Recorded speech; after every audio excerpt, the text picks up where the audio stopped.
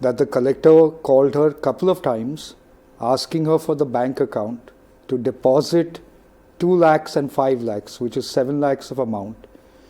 Her shock and disbelief was that is the value of the life of her family can be measured in money. She is not the earning member of her family. It was her husband, and she had 3 sisters that she grew up with. Yes. 2 of them were burnt to death, 2 of them suffocated to death.